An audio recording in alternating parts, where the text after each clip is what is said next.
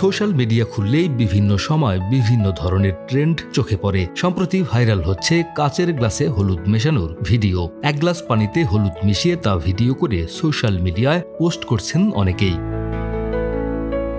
1 চামচ হলুদ, একটি পানি ভর্তি কাচের গ্লাস ও মোবাইলের ফ্ল্যাশলাইট, এই 3 নিয়েই ম্যাজিক দেখাচ্ছেন ও সেই ভিডিও পোস্ট করছেন নেটিজেনরা। নয়া এই ট্রেন্ডকে বলা হচ্ছে গ্লোয়িং ওয়াটার। প্রথমে একটি ফোনে ফ্ল্যাশ জ্বালিয়ে তা উল্টে রাখতে হবে, এবার কাচের গ্লাসে পানি ভর্তি করে সেই গ্লাস রাখতে হবে জ্বলন্ত ফ্ল্যাশ লাইটের ওপরে। তারপর কাচের গ্লাসের মধ্যে ফেলে দিতে হবে 1 চিমটে হলুদ গুঁড়ো। বান্ডেল থাকলে প্রতি সেনমানিতে টাকা বাঁচবে। বিকাশ সেনমানি বান্ডেল কিনে জিতুন প্রতি লেনদেনে।